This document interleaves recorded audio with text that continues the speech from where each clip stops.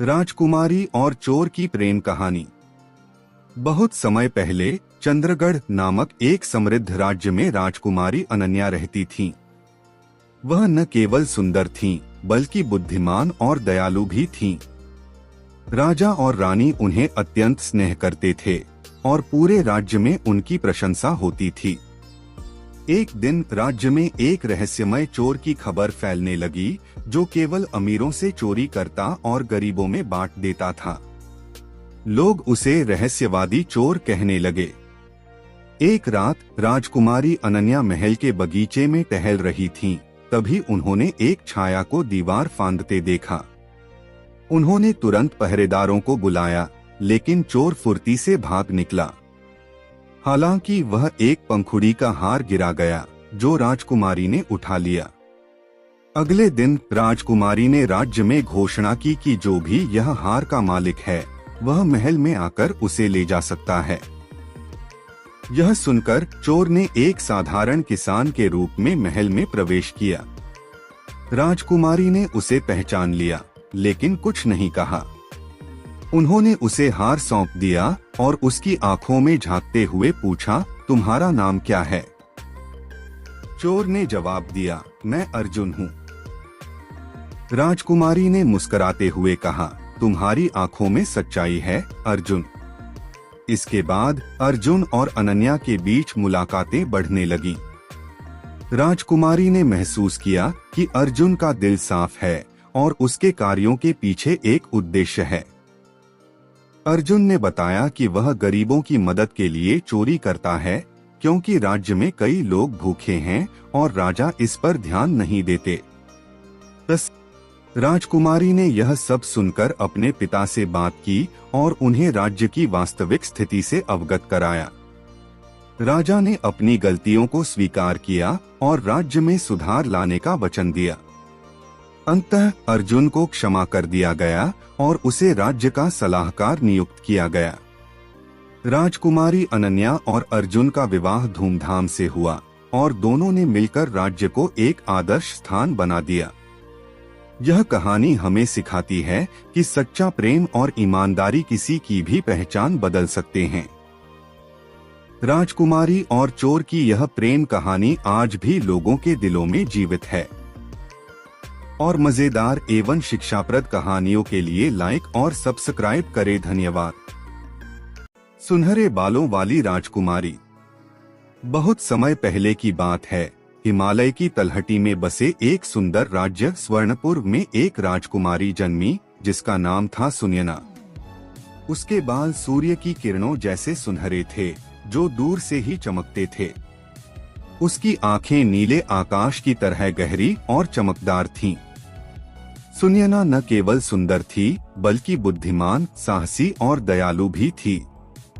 राज्य के लोग उसे बहुत मानते थे, क्योंकि वह हमेशा उनकी भलाई के लिए सोचती थी। वह घुड़सवारी, तलवारबाजी और रणनीति में निपुण थी। उसका सपना था कि वह एक दिन अपने राज्य को और भी समृद्ध और खुशहाल बनाएगी। रहस्यमय सपना। एक रात सुनयना ने एक अजीब सपना देखा। सपने में एक बूढ़ी महिला ने उसे चेतावनी दी, राजकुमारी, तुम्हारे राज्य पर एक बड़ा संकट आने वाला है। तुम्हें एक रहस्यमय जंगल में जाकर जीवन का अमृत ढूंढना होगा, तभी तुम अपने राज्य को बचा सकोगी। सपने से जागने के बाद सुनयना ने अपने पिता राजा वीरेंद्र से इस बारे में बात की। राजा ने पहले तो इसे एक सपना समझकर अनदेखा किया, लेकिन जब राज्य में सूखा पड़ने लगा और फसलें बर्बाद होने लगीं, तो उन्होंने महसूस किया कि शायद सपना एक संकेत था। यात्रा की शुरुआत। सुनयना ने निर्णय लिया कि वह स्वयं जीवन का अमृत ढूंढने जाएगी। उसने अपने घोड़े चंद्र पर सवार होकर यात्रा शुरू की। रास्ते में उसे कई कठिनाइयों का सामना करना पड़ा।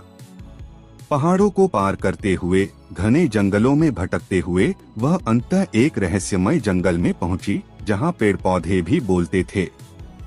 वहां उसे एक बुद्धिमान उल्लू मिला, जिसने बताया कि जीवन का अमृत एक झील के नीचे छिपा है, लेकिन उसे पाने के लिए 3 चुनौतियों को पार करना होगा।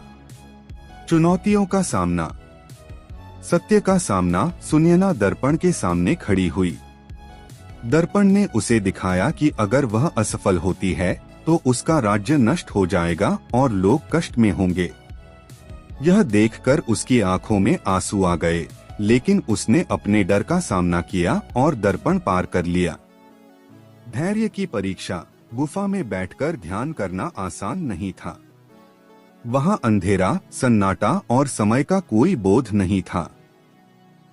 लेकिन सुनयना ने अपने मन को शांत रखा और 3 दिनों तक ध्यान में लीन रही। त्याग की भावना। सुनयना के लिए सबसे प्रिय वस्तु उसकी मां की दी हुई सुनहरी हार थी, जिसे वह हमेशा पहनती थी। उसने वह हार झील में अर्पित कर दिया। तभी झील का पानी चमकने लगा और जीवन का अमृत प्रकट हुआ। राज्य की रक्षा। सुनयना जीवन का अमृत लेकर स्वर्णपुर वापस आई। उसने अमृत को राज्य की नदियों में प्रवाहित किया, जिससे सूखा समाप्त हो गया और फसलें लहलहाने लगीं। लोगों की खुशियां लौट आईं। राजा वीरेंद्र ने गर्व से घोषणा की कि सुनयना ही राज्य की सच्ची रक्षक है। उन्होंने उसे राज्य की उत्तराधिकारी घोषित किया। निष्कर्ष। सुनयना की कहानी हमें सिखाती है कि साहस, धैर्य और त्याग से किसी भी कठिनाई को पार किया जा सकता है। उसकी दृढ़ता और निस्वार्थता ने न केवल उसके राज्य को बचाया, बल्कि उसे एक महान नेता भी बनाया। कहानी पसंद आए तो लाइक और सब्सक्राइब करें। धन्यवाद। कहानी का शीर्षक नन्ही परी और दयालु जादूगरनी। कहानी। बहुत समय पहले की बात है। एक घने जंगल में एक जादूगरनी रहती थी। लोग उसे डरावनी और खतरनाक समझते थे, इसलिए कोई भी उसके पास नहीं जाता था। लेकिन सच्चाई यह थी कि वह बहुत ही दयालु और अकेली थी। एक दिन एक नन्ही परी जिसका नाम चमक था, जंगल में खेलते खेलते खो गई। वह डर गई और रोने लगी। जादूगरनी ने उसकी आवाज सुनी और तुरंत उसके पास पहुंची। चमक ने जादूगरनी से कहा, मैं अपने घर का रास्ता भूल गई हूँ। क्या आप मेरी मदद करेंगी? जादूगरनी मुस्कुराई और बोली, बिल्कुल, मैं तुम्हारी मदद करूंगी। जादूगरनी ने अपने जादुई छड़ी से एक चमकदार रास्ता बनाया, जो सीधे चमक के घर तक जाता था।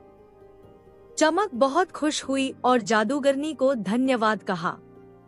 इसके बाद चमक ने गांव में सबको बताया कि जादूगरनी कितनी दयालु है। लोग हैरान हुए और जादूगरनी से मिलने जंगल गए। उन्होंने देखा कि वह वास्तव में बहुत अच्छी है। अब जादूगरनी अकेली नहीं थी। गांव के लोग उसके दोस्त बन गए और वह सबके साथ खुश रहने लगी। नैतिक शिक्षा। कभी भी किसी को उसके रूप या दूसरों की बातों से मत आंकिए। प्यारे बच्चों और मजेदार और शिक्षाप्रद कहानियों के लिए लाइक एवं सब्सक्राइब करें। धन्यवाद। कहानी का शीर्षक चींटी और टिड्डा। जंगल में चींटी और टिड्डे साथ रहते थे। चींटी हमेशा मेहनत करके भोजन इकट्ठा करती थी, जबकि टिड्डा सिर्फ गाना बजाना और मौज-मस्ती करता रहता था।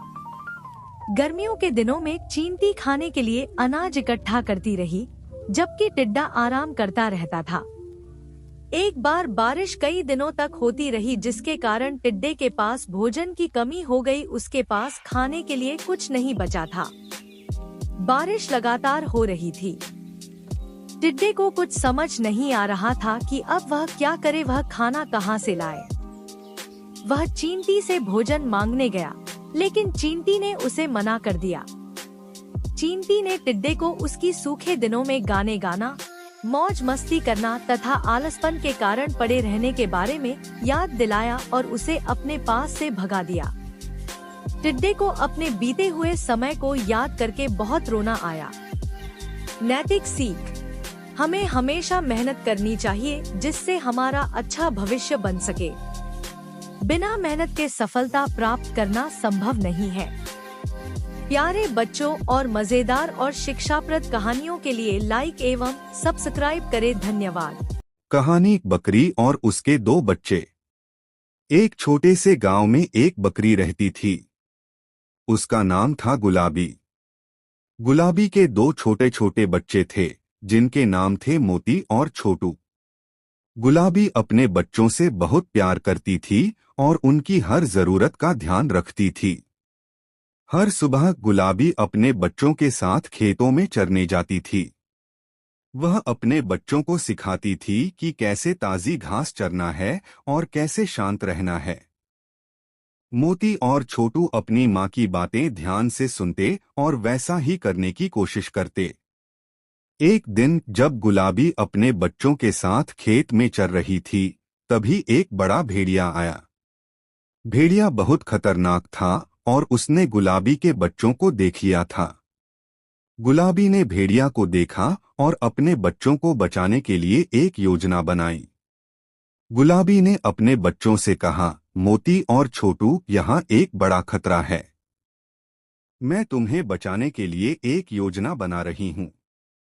तुम दोनों मेरी बात ध्यान से सुनो और वैसा ही करो। गुलाबी ने भेड़िया को अपनी ओर आकर्षित करने के लिए जोर से आवाज लगाई।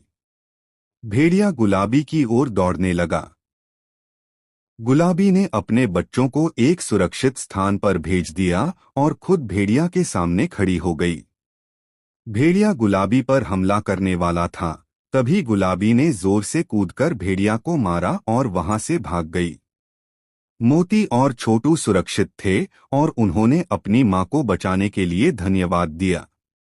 गुलाबी ने अपने बच्चों को गले लगाया और कहा, मैं हमेशा तुम्हारे साथ हूं और तुम्हें सुरक्षित रखूंगी। मोती और छोटू अपनी मां के साथ खुश थे और उन्होंने वादा किया कि वे हमेशा अपनी मां की बात मानेंगे और सुरक्षित रहेंगे। सीख। इस कहानी से हमें यह सीख मिलती है कि मां का प्यार और उसकी निष्ठा कभी हार नहीं मानती। गुलाबी ने अपने बच्चों को बचाने के लिए अपनी जान जोखिम में डाल दी और उन्हें सुरक्षित रखा। यह कहानी हमें मां के प्यार और बलिदान की महत्ता को समझने में मदद करती है। प्यारे बच्चों और मजेदार एवं शिक्षाप्रद कहानियों के लिए लाइक और सब्सक्राइब करें। धन्यवाद। कहानी का शीर्षक, दो कौवे और मिनी चिड़िया। एक घने जंगल में दो कौवे, कालू और कालिया रहते थे। वे दोनों चालाक और थोड़े स्वार्थी थे। उसी जंगल में एक छोटी, प्यारी और मेहनती चिड़िया मिनी भी रहती थी, जो अपने घोंसले में अकेली रहती थी। एक दिन जंगल में तेज बारिश और आंधी आई, जिससे मिनी का घोंसला उड़ गया। वह भीगती हुई कालू और कालिया के पास मदद मांगने गई।